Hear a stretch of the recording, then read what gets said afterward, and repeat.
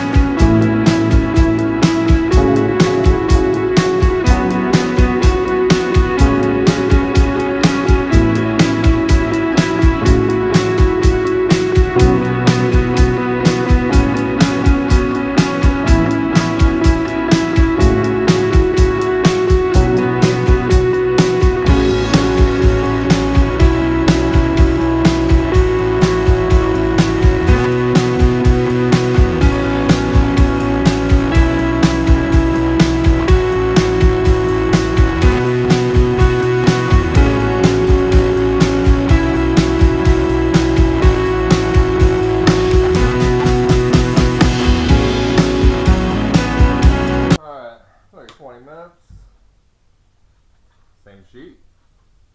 How does it last so long? Air. So some of the spots you saw me there, I was sanding, you probably saw me dip the sander up and going like this. That was me just getting like the glue off and the varnish on some spots. And right after I do that, I blow it off. So it's not gluing on to itself, then you just ruin your sandpaper. So this, actually, I only see a couple spots. Maybe there, a couple here. Because last night I was doing it on this guy. I did not use the air, and I went through 2 disc sanding pads. As you saw, I just did this for the whole table, and I could still save this and use it for something else in the future. Alright, before I put some poly on it, I always like to put a little rubbing alcohol, clean it up, even though I blew it off with the air compressor. It's always good to give it a nice clean surface to adhere to, and it'll help pick up any little fibers that we could have missed. You don't have to put a whole lot on, just to really grab all that extra dust off of there. Hopefully you can see that. Flip it over. We got another side to work with. And I'm just doing very gently. Don't have to force it in there or anything like that. A lot of people forget or don't know to do that, especially when you're staining. Oh, that one fell down. When you're staining, and you work so hard on the project, and a lot harder than this one, and you got blotchiness, and that's from a dirty surface, whether it's oils from your fingers or whatever. And I see that happen a lot. Sometimes it just happens and you nothing around it. Wow, I'm clumsy today. And before I did this, started this too, I made sure I blew myself off. You know, when I poly it and all of a sudden you got little sawdust everywhere.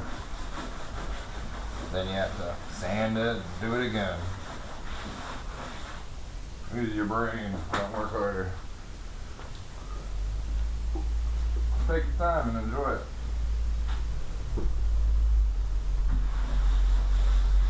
Right now it is gorgeous outside. I'm up in Connecticut and I think it's, well, it was 62 in the shop.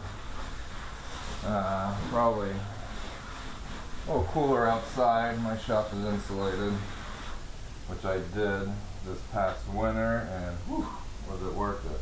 Was it a pain? It was. my shop is already done, but it has helped majorly. I have a pellet stove in here. Now that I got some wood lays and I'm going to be turning, I have a whole wall of little wood logs I cut up, and it has helped tremendously, the pellet stove, on drying time. My basement, I found an old dehumidifier, and those two combined are awesome.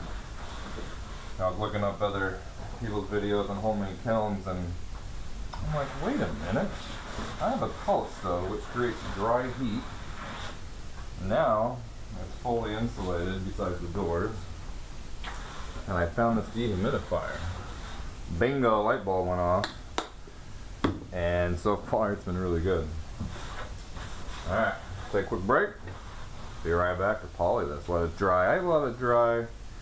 See, that's a little darker. You can see my swirl marks over there. When those disappear, it's time to poly. And after I do let this dry, I will blow it off again, because I see little fuzzies. You know, it's lint free. As you can tell, it's not the smoothest in the world. It is plywood. So we do that. Alright, alcohol pretty much looks all dry. Blew it off a few times. And we're just going to use regular old MinWax Poly Clear Gloss. I got one more left of these little foam rollers, and it's going to slide a little bit. Hopefully it doesn't slide right off. That's all I got left. After I bought a bunch of brushes and foam brushes, and I forgot to pick up these. I really do not feel like brushing this. Pour in a little plastic cup, waiting on more paper ones. Let's get started. It's time to jam out, boys. And girls.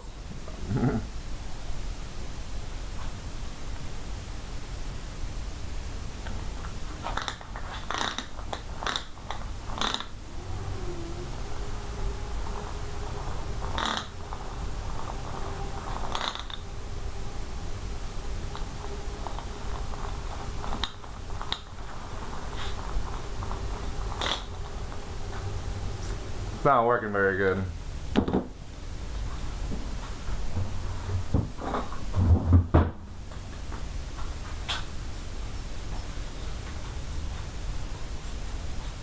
Well, that's much better.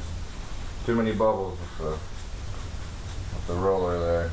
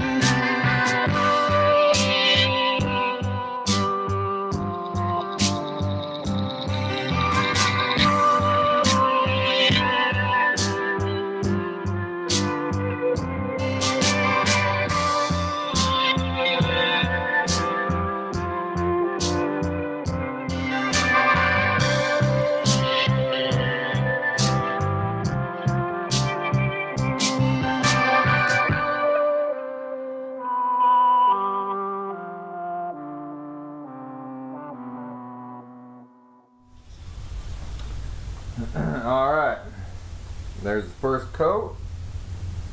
Hopefully it's the last coat. I don't know. It did pretty good. Well, pretty smooth. As you saw, this guy did not work good at all. Sometimes it does, sometimes it doesn't. And it bubbled up crazily right away. So, out with that, off to the normal brush. So when you're poling, one good way to know if you have enough on or not enough is when you start doing your brush strokes, you feel it start sticking or catching, you need more poly. Not enough, you don't want to come back and just ruin everything you did by not having enough, and that's when you really get all those bumps and things. A couple things you could do, if you get like a heat gun, you come back and do a little bit, which I might here in a second, just to help it foundation cure a little bit and stick to it. And if you have any big bubbles, it'll usually take that out right away.